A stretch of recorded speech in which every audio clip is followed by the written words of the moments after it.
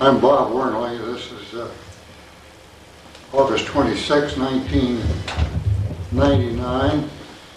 We're doing an interview today, part of our series of interviews of what people in Montgomery County were doing back at the time of World War II. We started this project some 7 or 8 years ago, and we've done I don't know how many interviews now, but to try to get a picture, a collage of what went on here at home what went on to the people who were living here now during the war. We're interviewing here at Lane Place Joe Rourke. As I said, I'm Bob Wernle. I'm on the Oral History Committee of the Montgomery County Historical Society, and I, along with Claire Chamberlain and Marion Kirtley, have done most of these interviews. The cameraman today is Mike Hall, who is the executive director of the Montgomery County Historical Society.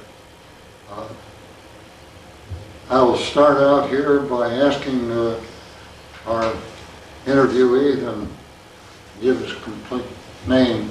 Well, I'm Joseph O'Rourke Jr., and I'm a retired professor from Wabash College. Taught there for 37 years. And when were you born? May 11th, 1928. And where were you born? Well, I was born in Davenport, Iowa, but I grew up in St. Louis. And my father worked on the river. He was a marine engineer. And so we always had to stay close to a river. And that's why I was born in Davenport, and then he eventually joined the Corps of Engineers, and his main responsibility was dredging the Mississippi. And where did your folks come from originally? Originally they came from Louisiana. My father from New Orleans. And it sounds like an Irish name. Yeah, it is. And they're all French down there. No. New Orleans has got a great heritage of Irish contributions. The ones who dug the canals were all Irish, and many of them died. And New Orleans was a great jumping off place for the West. And so many were attracted. Went around through Nicaragua? No, well, as a matter of fact, during the siege of the Alamo, a group of Irish patriots joined Santa Anna because they thought here was a nice Catholic people, and they were Catholic, and of course these other people were really invaders trying to colonize the land, and so they had some feelings about that. And so to this day in Mexico City there's a monument honoring the Irish Brigade that helped Santa Anna. I never knew that. Oh yes, it's been documented. I have a friend in England who's working on that as his historical study project. Joe, about yourself, where did you go to high school? I went to high school in St. Louis, Southwest High School. It was, at that time, in a suburb of St. Louis, or the southwest part of St. Louis, which was close to a suburb.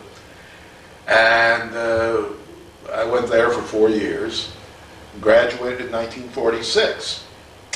The day after graduation, I enlisted in the Army. And within a couple of days, I was on my way to Fort Bliss, Texas, which is not one of the vacation spots of the world. Hot place. And did basic training down there. And then was that Fort Bliss was artillery, or what was it? Fort Bliss was artillery, and we were trained in anti-aircraft One of my memories of basic training is that on gunnery days, the instructors were so concerned because some of our privates would start tracking the plane instead of the trailer that was going along behind it. And there was a good possibility they could have brought one of them down. So we survived Fort Bliss, and I came home for a short leave, and then was on my way to Japan. Okay, how'd you get out to the West Coast? Well, we got ourselves out to the West Coast. We took a train, and no, wait a minute. No, we were under orders there. We took a train and reported. Yeah, we reported to Camp Stoneman after our leave. I left from Camp Stoneman myself. Did you? Yeah. Well, you know the routine. You took a ferry boat down to the port. That's right. As a matter of fact, later, after this, but after I got out of college, I took a commission and was called back into the service and ended up back at Camp Stoneman. Oh. And just as I was about to go overseas to the Korean War, they signed the truce. I don't think it had anything to do with me coming, but they signed the truce. And I was immediately released, but I had 3 weeks to stay over, and I ended up commander of that ferry boat that went down to the docks every day with a boatload of troops. And so they put me on that duty until I was discharged and went back to college. But anyway. What kind of ship did you go over on? I went over on a ship, a converted tanker.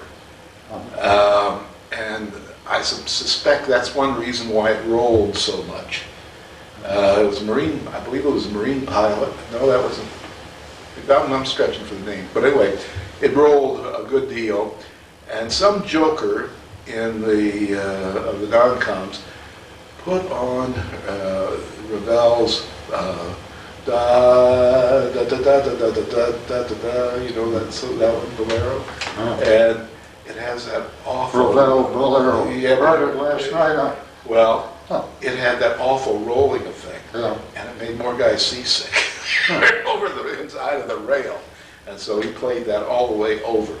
It took us 16 days to get over it, and we came into Yokohama, and that was all of us, our first experience with Japan. Well, now, of course, how long before you left had the war been over? The war had been over a year. Uh-huh. So this was 1946, October. And as we came into the harbor, we passed Mount Fujiyama, and there it was, just like all the postcards. And then we came into Tokyo Bay, or not what was Tokyo Bay, but we docked at Yokohama. It's only 11 miles away. And there we were greeted with the sight of the bow of this aircraft carrier sticking out of the water. And of course, in the last days of the war, our submarines got in under the nets and played havoc with Japanese shipping in there. Oh. And so I got the story later from a friend of mine that this aircraft carrier had just been launched. And they were having a great celebration. And it was out there floating. And our submarine put a couple of torpedoes in it and it went down before it ever went to sea. Right to Tokyo Bay. Yeah, right there. How long before you got there did that happen? That had happened before the end of the war. Yeah. But they had no way of getting it up, and so they just left it there. Oh, but still. I think they finally removed it. Well, anyway, we docked at Yokohama, and that was another one of those repo depots, as you recall, where they throw you in and you're cast by lot into what unit you're going to join. Well, our group was cast for GHQ. We didn't know what the devil that was all about, but General Headquarters. And they put us in trucks to go down to Tokyo, which is not that far away, but it was a coldest ride I can ever remember.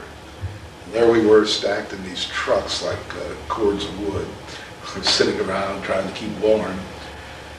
And we got to Tokyo, and they took us to what was known as the finance building. And that was GHQ headquarters. Mhm. It was I think it was a What shape was the Tokyo in? Did you notice the devastation? Oh yes, oh came in? yes. There wasn't much left really of the housing. Buildings had been selectively bombed. The War Ministry, for instance, was just gutted. And that was about 3 blocks from the Daiichi building that wasn't touched. Now, what was the Daiichi building? The Daiichi building was MacArthur's headquarters, and he Oh. picked that. And the Imperial Hotel, where I eventually was stationed, wasn't touched. And so, what impressed us all was the kind of pinpoint bombing that had taken out key installations. Factories were gutted. And the houses, being mostly paper and bamboo, incendiaries just took out whole blocks of them. Uh-huh. So you would look out over the city and you'd see whole blocks that had just gone. And rapidly trying to rebuild, but rebuilding with the same kind of paper and bamboo bed. So there was an awful lot of devastation. Bomb craters were still about. We were the replacements for troops that had just come in at the end of the war and were waiting for their points to be enough to get out. You remember the old point system? Oh, I'm well aware of People that. had to count, and so I came into GHQ and was interviewed by a guy who said, "You may be my replacement." I said, "Well, that's all right." And so I went through a rather cursory interview and, to find out what we could do. And GHQ was assigned to, the enlisted men were assigned to That merely means general headquarters. General headquarters. Yeah. Were assigned to desk duty all over Tokyo, and hotel clerks, billet clerks, and in my case, they found out I'd worked as a stock boy in a grocery, so they put me in the post exchange, which was a pretty big operation. And so I went to the post exchange company, and this included guys who ran the warehouses in Tokyo, ones that ran other PXs in Tokyo. The main PX was like a big department store at that time. In fact, they took over one of the main department stores for it. And they took over some of the recreational facilities and the beer halls. And it was really quite an operation. And the leading civilian in this operation was a fellow named Stankus from the University of Illinois who had just been discharged as a captain. And then we had 3 other captains in the platoon. One was an accountant, the other was a field man, but he was a career officer. And then we had about 65, 70 enlisted men. My first job was to assign the PX cards to make them valid. And so I would sign my captain's name and initial it. And so... Now, the PX cards were issued to service personnel and their spouses. That's right. Families. And That was anybody the idea. else? No, they weren't supposed to be. In fact, I was the one that was supposed to screen them. Uh-huh. And indeed, we provided PX cards for the spouses and the husbands, not the kids. And my job was to keep a record of who got them. And sure enough, 1 or 2 tried to get double cards. Uh-huh. Because rationing was strict, cigarettes in particular. Because Yeah. cigarettes were not only for the consumption of the troops, and practically everybody smoked, but also they were a good black market commodity. Yeah. So they Did you weren't- smoke at the time? No, I did not. But I know, Joe, that was the same way with me. I didn't smoke, but I got a cigarette ration, and that was a wonderful coin. yes, indeed.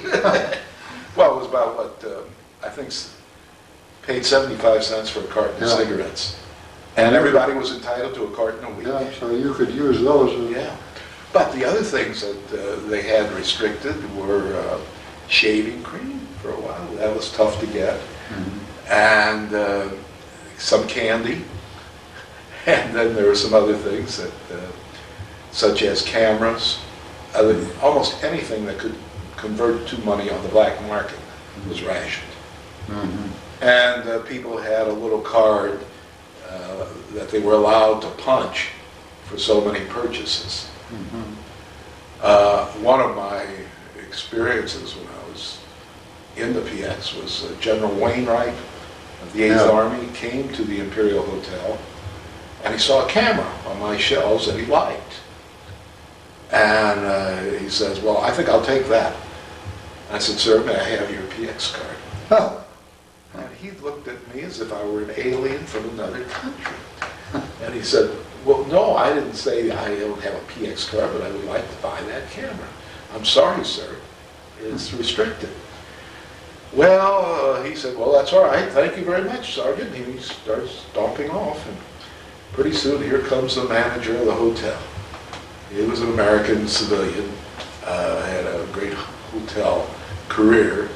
And he came to me and said, what did you just do? I said, well, I told General Wainwright we had to have a PX card.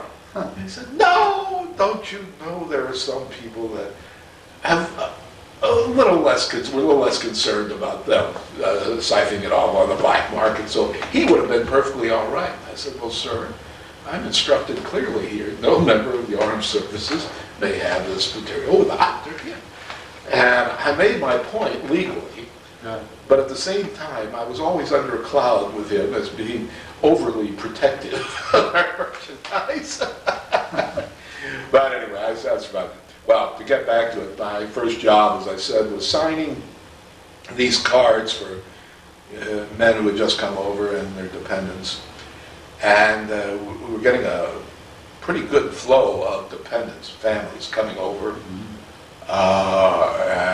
So if an officer's wife came in, he would immediately be assigned quarters, usually in Quonset huts out in Tokyo that would provide the housing, dependent housing.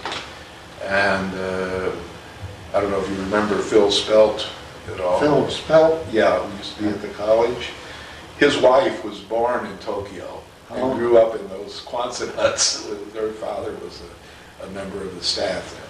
But anyway, these people would be assigned billets, and they would get their PX cards and their commissary cards, which is also part of ours, and then become part of the occupation family, and so on.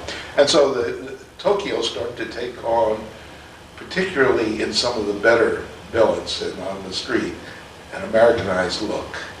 You could always pick it out because there were a lot of civilians who were working in MacArthur's headquarters, and of course the enlisted men and their families.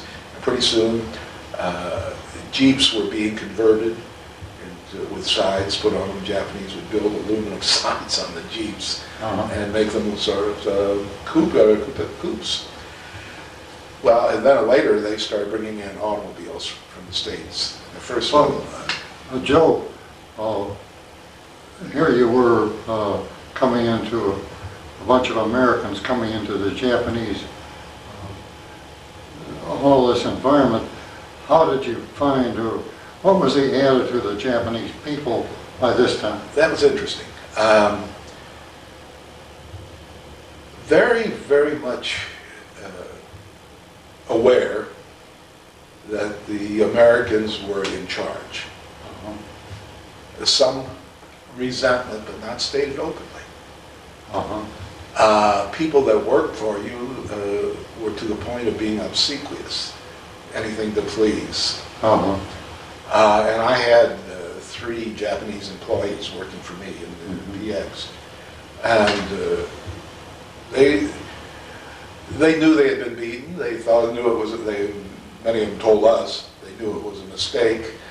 And our drivers, we had some Jeep drivers around the hotel who were particularly crusty lot, told me that our army was more screwed up than your army. Otherwise, we would have won. And we usually, they were by this time speaking a kind of pidgin English, and we were exchanging comparisons. Yeah, that's interesting. How did you get along with this language problem? Well, now every Japanese had some English, it seemed, or at least all the ones we came into contact with, and they wanted you to talk to them so they could study their English. Well, and so everybody we hired had a pretty good understanding of English. Did you get exposed to Japanese yourself? Well, now I went to a class, and I tried it for about 3 weeks, and I picked up my brand of pidgin English so that I could get by shopping on the Ginza or elsewhere. But after 3 weeks, I got another assignment, and I couldn't go to school anymore. And so about what I came out with was sayonara, damio, and 1 or 2 phrases that I could use at a proper time. One of the interesting things is that many of the GIs were picking up like these Japanese phrases, would build them into the rhythm of English. Japanese is a language that is not very fluid language. It's got a staccato quality to it. And I remember one guy in our build one time, his laundry had been delivered. And so he's standing in the doorway shouting down the hall at Papa-san, who was the houseboy for our barracks. Papa-san, no goddamn nay. Get the hell and Hayaku down here. I often marveled at that, how you could blend some of the profanity into these phrases and get your meaning across. Well, anyway, I spent about 2 months in the office there signing these cards, and then the fellow that was at the Imperial Hotel was being rotated, and they asked me if I'd like to manage the Imperial Hotel post-exchange. And it was an interesting assignment because we were moved into the hotel. How big a hotel was that? Well, the Imperial was the gem of the Orient at that time. It had been designed by Frank Lloyd Wright with a particular kind of construction so that the brick would withstand earthquakes. And you could actually walk in there and move bricks around from place to place. And it was that quality in those bricks that allowed the thing to ride out these earthquakes. And we had a few. That's, I suppose you probably saw that program maybe just this morning about construction for earthquakes. Oh, yes. Yeah. Well, he was so far ahead of his time on that. Turkish earthquake, they were talking about how San Francisco was built for that and Tokyo is. Yeah. Well, this building was. Not all of Tokyo was, but this building was, and I think they incorporated some of the earthquake-proof designs that Wright brought there. Yeah. Because they did have some extraordinarily good buildings. The Daiichi building, where MacArthur's headquarters was immaculate. And it was right across the street from the Imperial Palace. And MacArthur's headquarters office was above the Emperor's home. Oh, you keep talking about MacArthur. When did MacArthur show up? Well, MacArthur was there when I got there, and so I'm not sure he requested me, but the interesting thing about the Imperial Hotel assignment was that I got a chance to meet practically every VIP in Tokyo, because they all stayed at the Imperial. And let me just do a little name dropping, but this included all the judges of the war crimes trial. And the war crimes were going on then.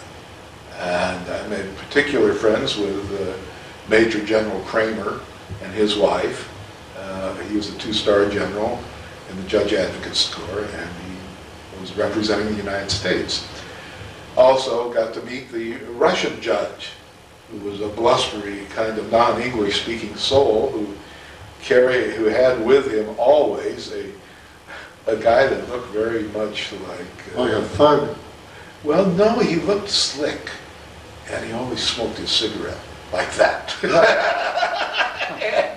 And he would translate for the general. And I'm not sure the general always got a fair translation, because he was a big, robust guy, and I understand that he had once been a baker in Russia.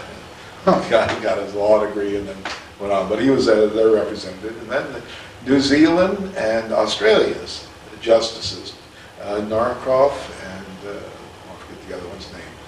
But they were very fine people, and they'd come down in the lobby every evening where my PX was, and they'd chat. And I would overhear a lot of these chats. I was a magnificent eavesdropper. But I got to hear some of these stories about witnesses who would tell their stories at the war crimes trial. And I don't suppose judges were supposed to talk about this outside. No, not. But they did, and I got some stories of guys who'd been in prison since Bataan, and so on. So, in that time... Did you see, who were some of the principals in these war crimes trials? Who was being tried? Well, this would be Tojo was being tried. Tojo? And several of his staff. That was interesting. The emperor was not put on trial. That was MacArthur did that deliberately. Yeah. And nor the royal family, although there were several there that had been involved.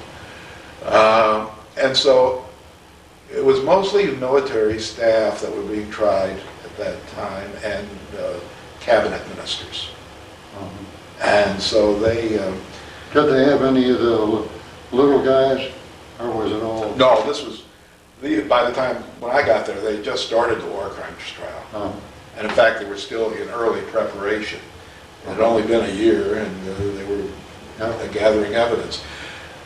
Which brings up a sidelight that, in addition to the war crimes justices at the hotel, they had confiscated many of the homes, the better homes on the outskirts of Tokyo, to be used as billets for the witnesses. And so my friend, Tim Moriarty, another good Irishman, and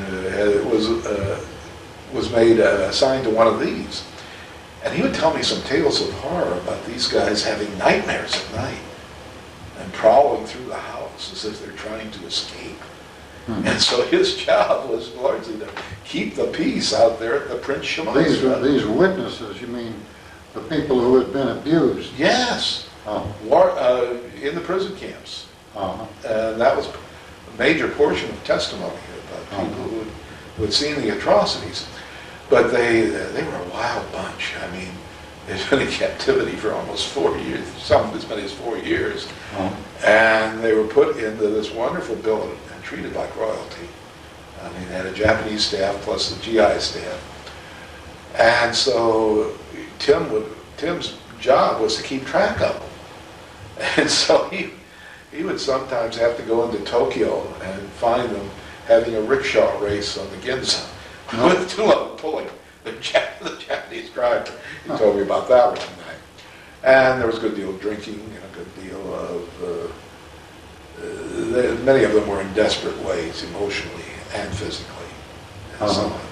And would frequently be abusive to the staff. They would be? Oh, yeah. They hadn't forgotten their jailers. And so, but that was just a sidelight.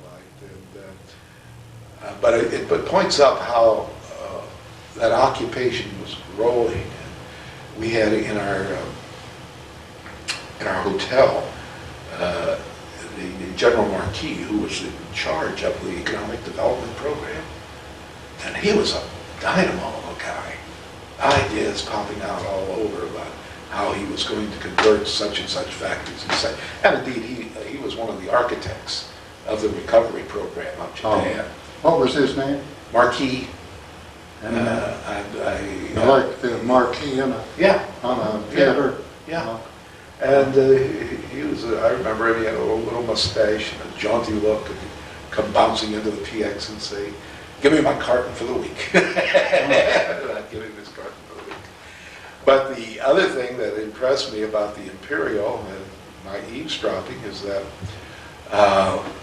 there were also many visitors that came as very important people. And they even had a section devoted to the VIP section, devoted to escorting them and making sure that everything was taken care of. One of the ones that I remember most vividly was Father Flanagan from Boys Town. Boys Town. Yeah. He arrived in Tokyo. What was he doing there? He had come over to solve some of the problems.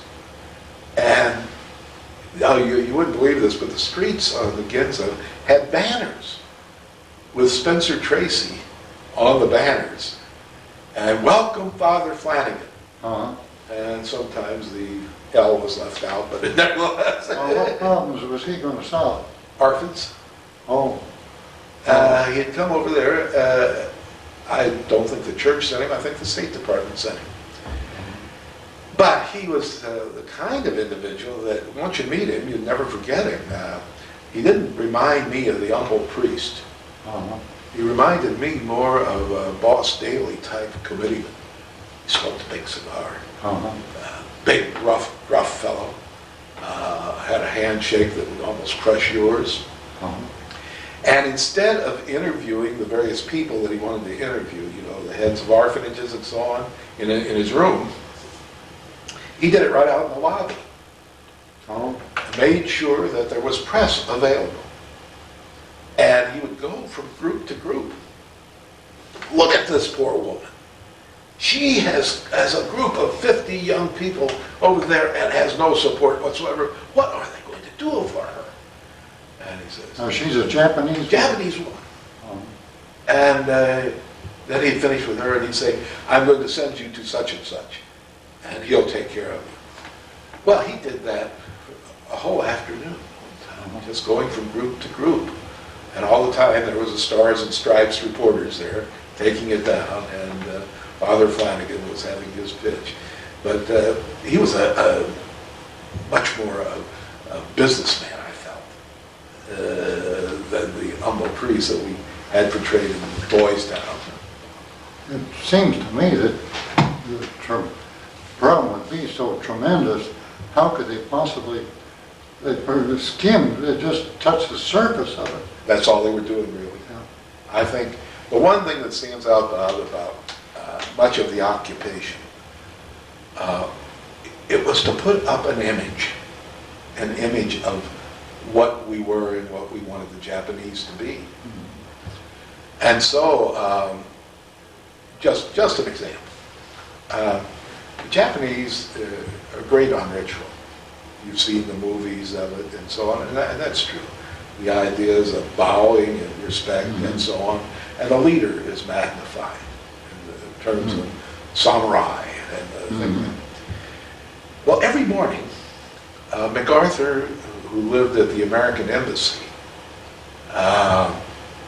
would come into town in his limousine. But at the front, he had a Jeep with a machine gun. And at the back, he had a Jeep with a machine gun. And sometimes he had sirens. Yeah, what? Sirens. Like a fire engine. Okay. And this entourage would sail the mile and a half from the embassy, which is up on the hill back of the finance building, down to the Daiichi building, with the sirens blaring and everybody getting out of the way. And there in the back seat was Mac with his corncob pipe, looking out to the right and to the left in kind of an imperial stance.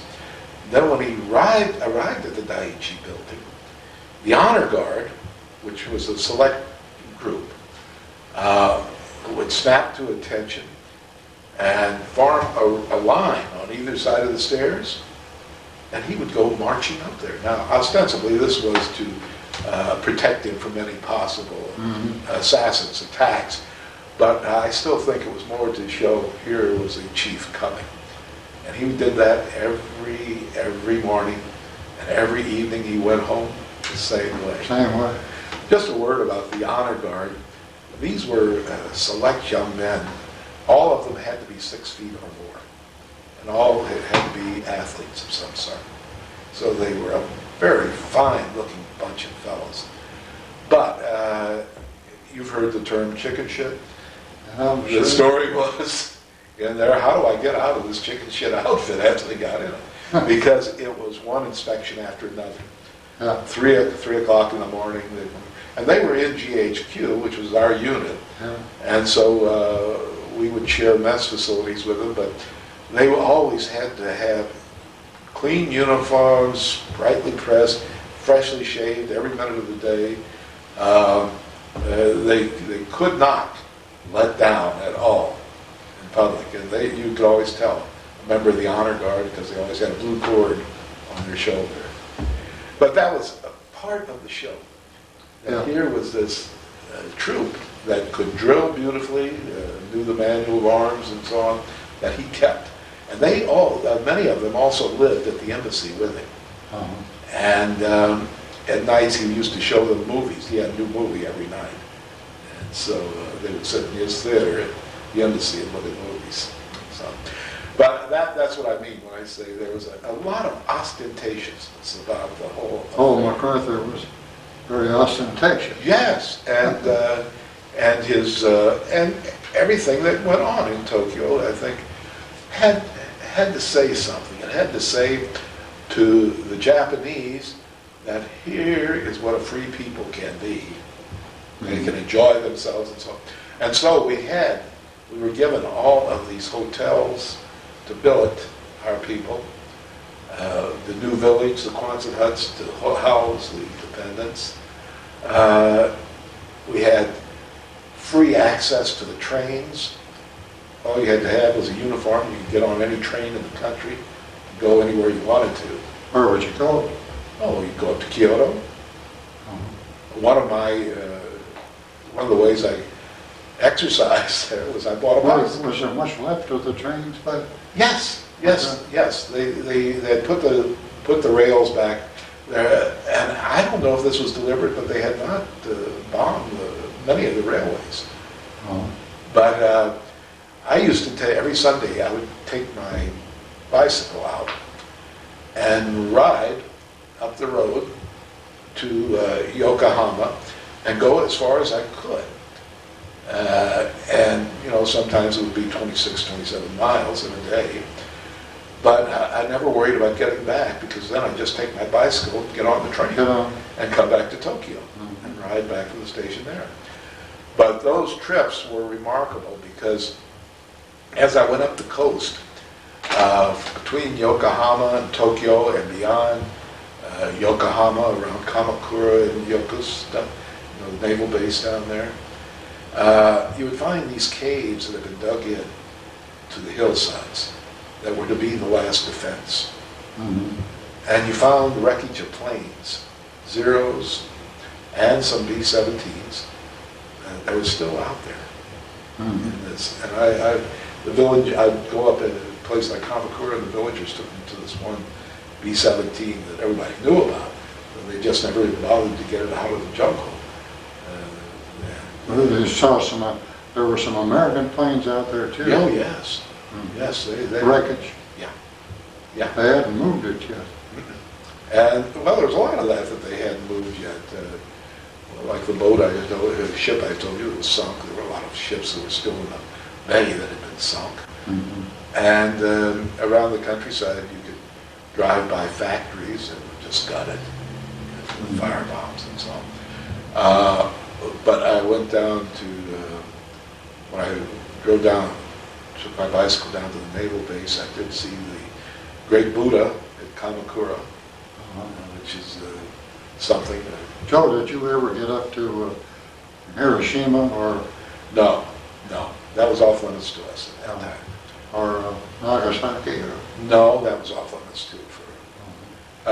In fact, almost all of the Japanese establishments were off limits to us. The restaurants, the bars, of course. You're not allowed to go in a Japanese restaurant? No. What was the purpose of that? To preserve the economy, I think, to save the foodstuffs for the Japanese. No, we would be, if we went out in the country, I'd always get a box lunch from our cook and so on. But no, at that time it was all off limits. Yeah. And we weren't supposed to be out after a certain time. There was a curfew. In fact, I remember one time Tim and I were in Tokyo, and it was past curfew, about 11:10. We were running like the devil to get back to the finance building. And we got near the Daiichi building, and the guard was changing at night, And so we said, take us home. And they threw us in the back of the truck. And we stayed under their boots and everything until we got through the gate. And then we piled out, because if we'd come in after curfew, it would have been restricted for a weekend or something. Yeah. But I'll never forget that, the honor guard taking us in and taking us back home. Joe, before we get away from it, tell us about the attitude of the GIs. In my service, the attitude toward MacArthur was we hated the guy. But I know some people didn't feel that way. That's right. Well, I think time and place make a difference here. For one thing, most of the occupation troops were kids just out of high school like me. It was a very young occupation force. And had come into the Army with the belief that MacArthur was a hero. So I really didn't get that much from these guys. Now, the veterans, the career guys and so on, regaled us with tales of Hollywood Mac and all the stuff he had done and so on. But no, I think MacArthur made an impression on us as being, as a true general and a true hero. We didn't know anything, knew very little about him except his war exploits. Now, wasn't he removed from, he was brought home from... Yes, but that was for Korea. Wasn't he removed from his job there in Tokyo later on? No, I think one of the, he was in Tokyo when the Korean War broke out. And I think he directed the war from Tokyo. It could have been. Did he stay over there all that time? Yes, yes. Of course, he spent most of his life, as I understand it, in the Far East, the Philippines. So that, no, he was perfectly at home in a foreign land. And of course, I met his wife frequently, who would come to our PX to buy things. Tell us about her. She was a lively, vivacious kind of gal, younger than he, very sprightly. And they had a young son, Arthur, who he protected and provided for. One of the stories that came back is that a GI had been recruited to teach young Arthur how to ice skate. Well, of course, they cleared the ice rink while young Arthur was out there. And young Arthur fell and broke his arm. The GI was promptly shipped out to first cav. And I don't know if it was MacArthur's order or his commander's order, but he was shipped out to first cav, which was on the outskirts of Tokyo, and they did the things soldiers did, not the things GHQ did. So that was one of the tales that came back. But Gene MacArthur was a very vivacious person and sociable. The women, the generals' wives and so on, used to meet for lunch at the Imperial. And they had a fine restaurant there. It hadn't lost a step from the pre-war. In fact, the whole hotel was still a fine hotel. And the Japanese manager was still there. working under the American manager. So that I got a chance to meet her and meet several others, and I got to like the wives pretty much. And they seemed to like me because we had the pick of the stock in terms of Japanese materials in our PX. That includes silk and so on. One story about this that might be kind of interesting. I bought a bathrobe from my PX, and it was a brocade, beautiful blue and silver with all kinds of Japanese figures, rickshaws and so on. And I brought that home. Well, when I was brought back into the Army, I was commissioned then, and we were sent to Camp Atterbury for some training. My wife is at a cocktail party, and lo and behold, my commanding officer's wife shows up in a suit made out of exactly this brocade as my bathrobe. And she asked my wife, she says, well, did Joe bring you back any materials from Japan? And she said, no, I didn't know him then. And he says, well, what do you think about this? My husband brought this back for me from Tokyo. Oh, I've seen that before. My husband has a bathrobe made out. Talk about a career being stymied early. I mean, if I'd have stayed in the Army, I'd have had to put a muzzle on the lady and so on. But anyway, that was another thing that happened while I was there that I found interesting is the Wedemeyer Commission. You remember that? They went over to China to investigate Chiang Kai-shek. Came back through, and they were clustered in the lobby there of the hotel with people from MacArthur's staff. And I was eavesdropping on this, and they were talking about the ruin of China. Now, this is while we were still supporting Chiang, before Mao had started the march. And these guys were going to, well, I guess, telling us what was going to be in their report. It was absolutely corrupt. There was no way of saving this administration. That the communists are going to take over, and we are going to have to deal with them as one of the biggest nations in the world, and how right they were. But I still remember that group that gathered in that lobby. Who was on that commission? Oh, there was Wedemeyer, of course, the general. He was there. And W-E-D-E-M-E-Y-E-R. Wedemeyer, yeah. And these were mostly colonels and above, colonels and generals that had been sent out to inspect. And each of them had a specialty that they were looking at: civil administration, political feelings, and so on. And so they were bringing this report back, and when they did report, it was explosive, and so on. Say, you know what, something just occurred to me. Wasn't Beecher Young assigned to that war crimes?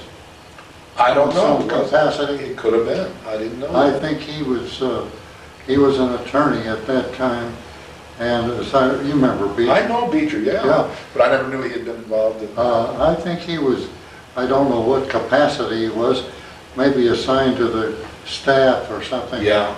Of the... well, they had a bunch of them there. Yeah. He wasn't at the Imperial, though. They had a lot of other nice hotels, but Beecher wasn't at the Imperial. Of course, you wouldn't have known him at that No, time. I wouldn't have. But it's interesting, the people I did meet there. There's some very dramatic stories that they could tell. I don't know. I brought along my notebook. I don't know if this will be of any use or not, but P-131. That's all it's identifying. But here, I don't know if you can see that or not. Can you? This is a picture of my PX in the lobby of the hotel, and there I am right in the middle with the backs of Major Kramer and Mrs. Kramer, who were, he was the judge of the war crimes trial.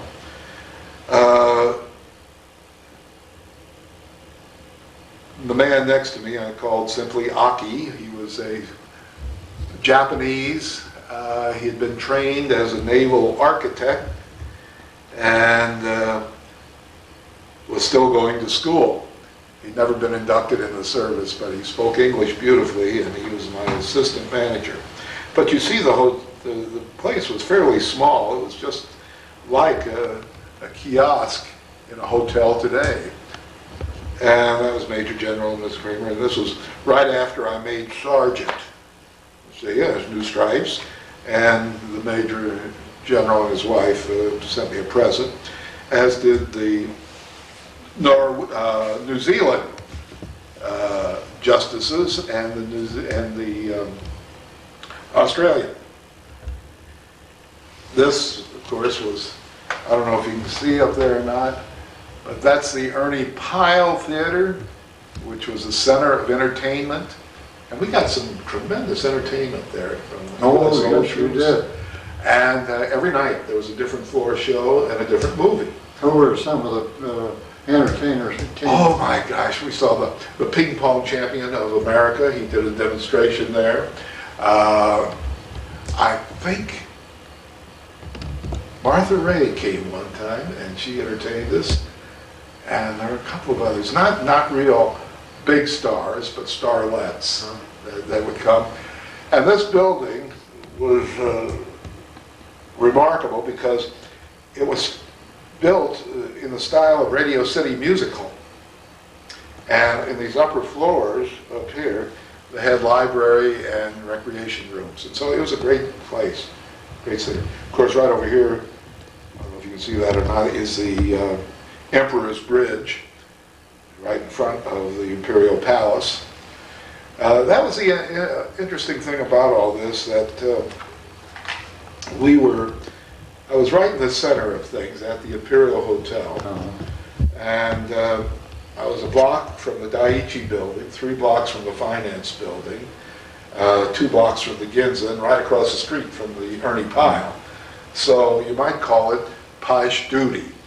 And of course, the Japanese who cleaned up our rooms and took care of us there weren't too up on rank. And so we always told them that stripes were more important than bars.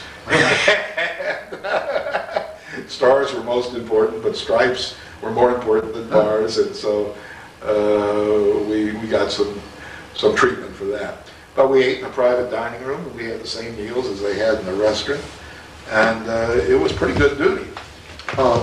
Joe, something's gotten away from us. How did you happen to come to Wabash College? Well, that's another story. After I got out of the Army in Korea, I declared the truce, I went back and did my doctorate at the University of Missouri. You mean you came here after Korea? No, I came here after Missouri.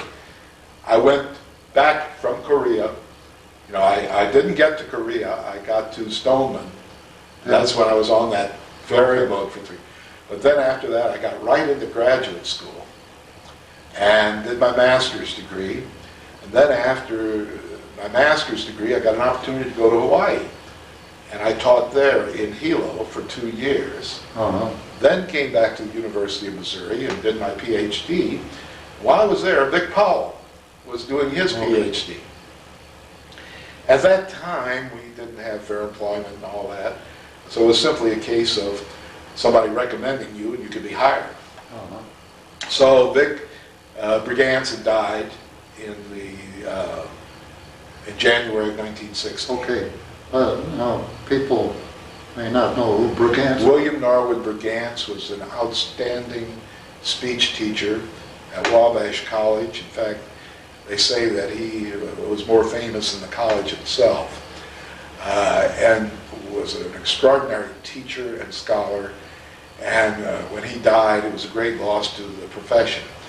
And so when Vic Powell, who was then made chairman of the speech department at Wabash, called to his advisor, Bauer Ailey, at Missouri, said, "Have you got a good man who's just coming up?"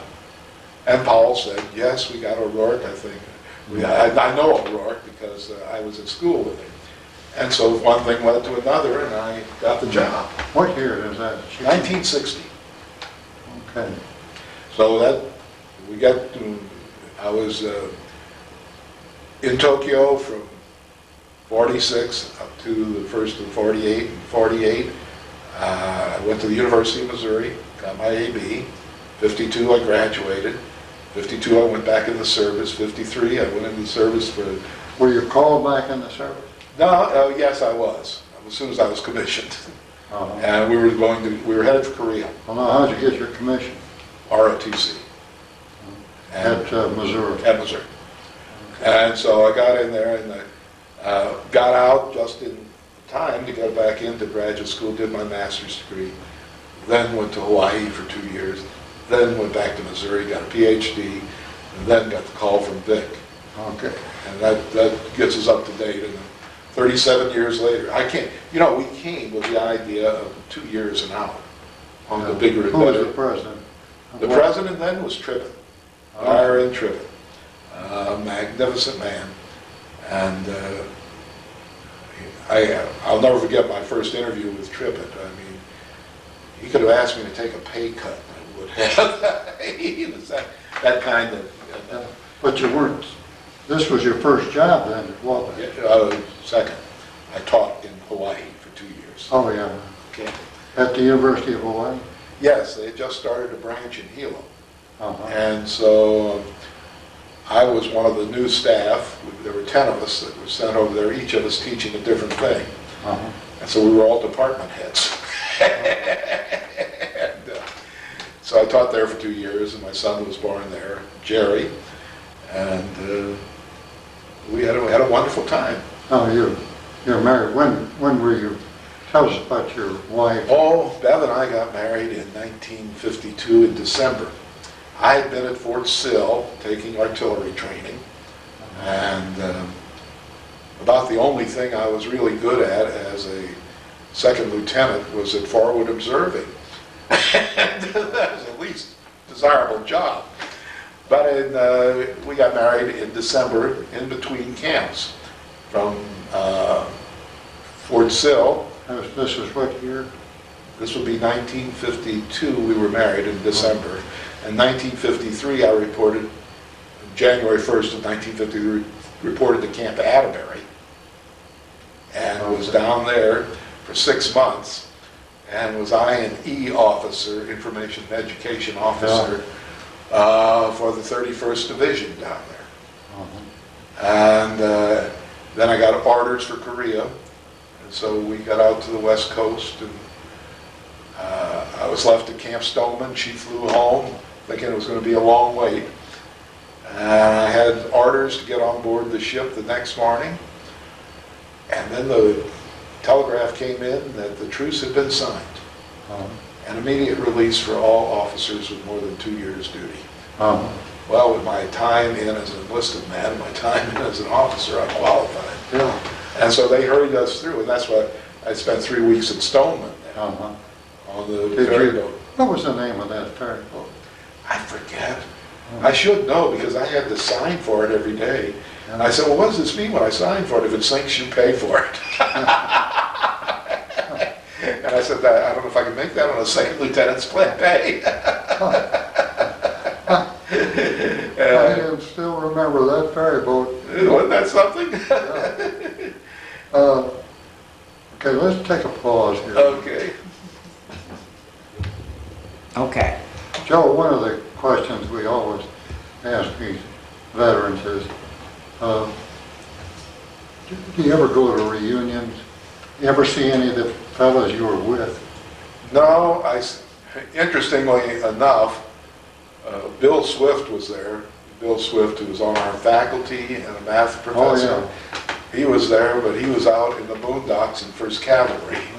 And we were there almost exactly at the same time, and we occasionally exchanged stories of nights in Tokyo, which were sometimes interesting and never dull. When you were in the service there, did you meet anybody that you'd known before? Well, Tim Moriarty and I were lucky enough to meet at induction. He enlisted the same day I did for the same reason. We'd been promised a GI Bill with an 18-month enlistment. Was that an inducement for Oh yes, enlisting? oh yes, that was a major inducement, because the GI Bill, as you will recall, was 4 years of college, or 36 months of college, at the place of your choice. And the government would pay the full tuition plus $65 a month, which at that time was enough to live on for a student. And so it was a great inducement. And practically everybody in our company had enlisted because of that reason. It was a fast way to college. They didn't have many scholarships out there at that time. And so that's why I say the Army of Occupation in this time was post-high school, postgraduate high school. And so many of those who signed over as civilians. You know, they'd been discharged and chose to be discharged in Tokyo, and then took a civilian job. And sometimes officers extended their tour and stayed on there. And so that was a mix. The permanent army, people that wanted to extend their tours usually brought their dependents over and set up a society of their own. We didn't really cover much about your Korean. How long did that last? Oh, I went into the Army as a second lieutenant, all of a sudden decreed a gentleman, a scholar, and all that by Congress. And, after my ROTC time at Missouri. And so I went to Fort Sill, and there I studied artillery, and as I say, was talented in only one area of artillery, and that was forward observing. That's the least desirable job in artillery. But I was pretty good at that. They said I could shoot. All right. And while I was there, Beverly came to visit me in Thanksgiving. How did you meet Oh, Beverly and I went to Missouri together. We were both I was very active in speech, debate, and theater, and so was she. And so the chemistry just mixed after about 2 years, and we started going together there. And what family do you have? Or did you have? Oh, I was an only child. My mother and my father lived in St. Louis. But what family did you and Bev have? We had one son, Jerry, who is now in Des Moines. He's in an advertising agency, and is a huckster. Grandchildren? Three. Three. 3 boys. I suppose they're grown now. No, one's 10, one's 7, and one's 5. Oh.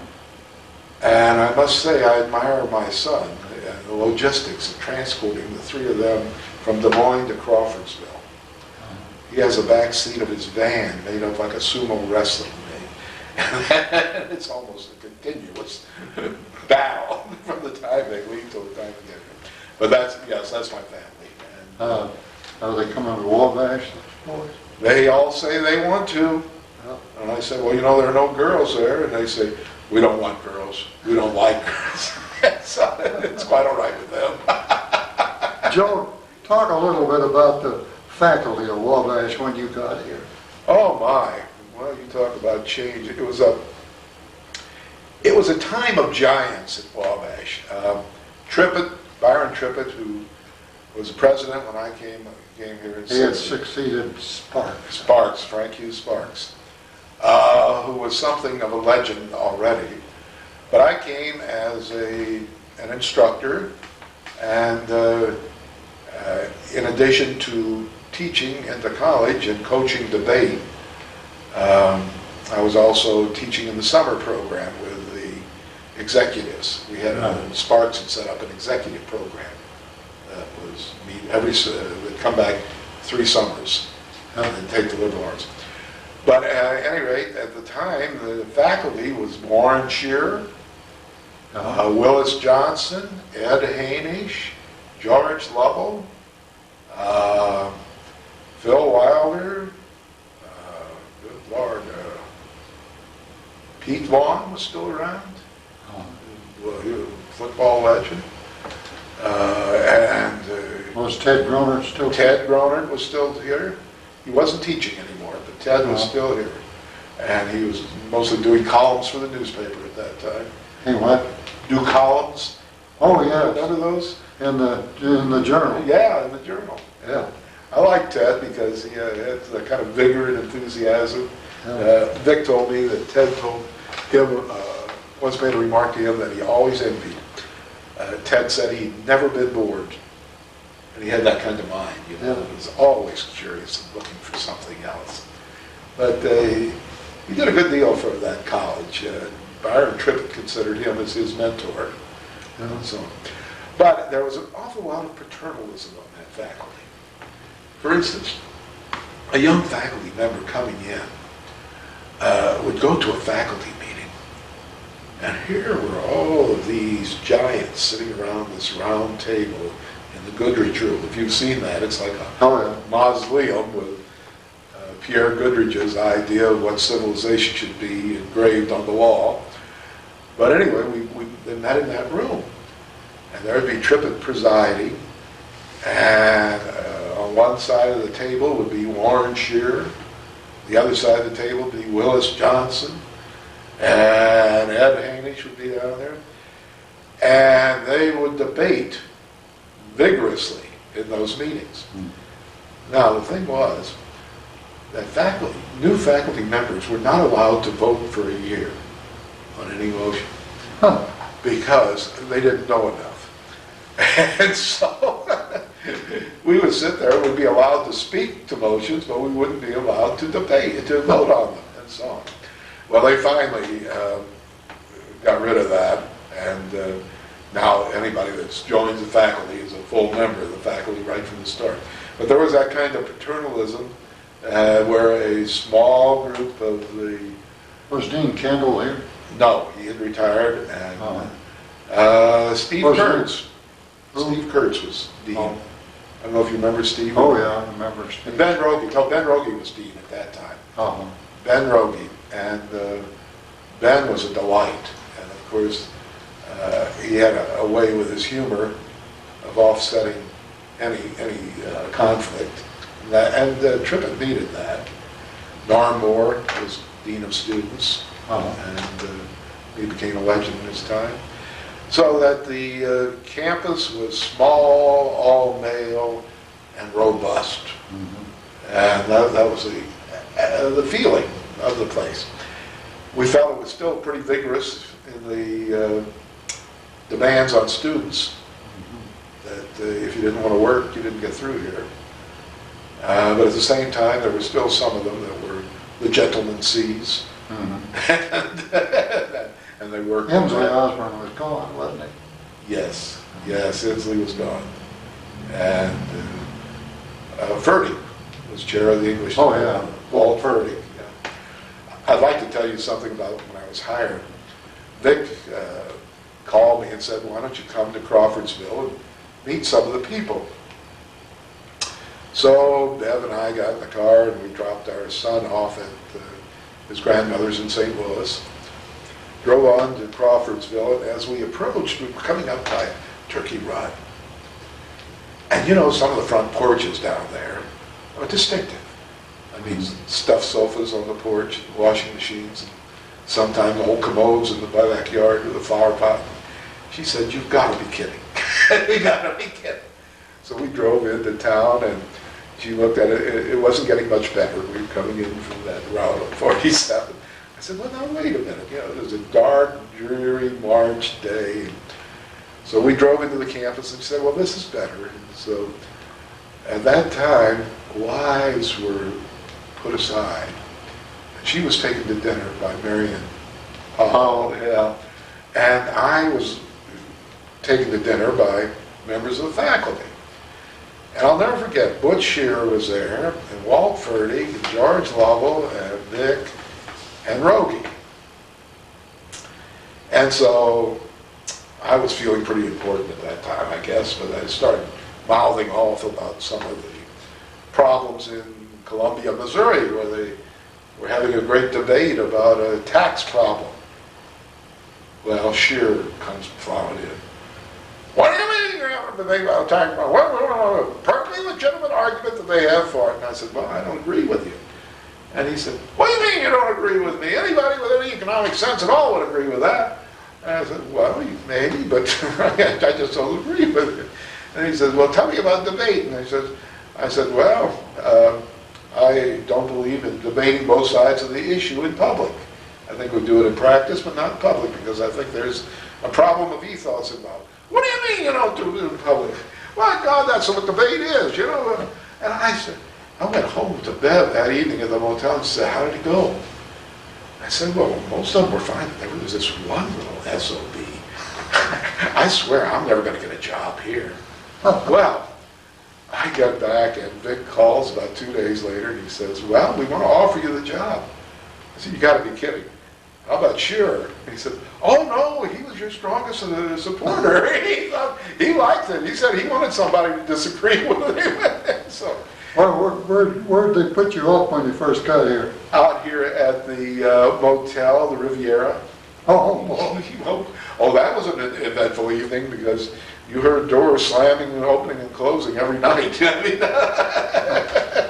all night long. Where'd you first live when you came here? Well, our first house was out across from the Lutheran Church on Wabash.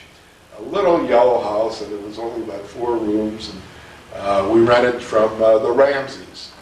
I don't know if you remember them or not.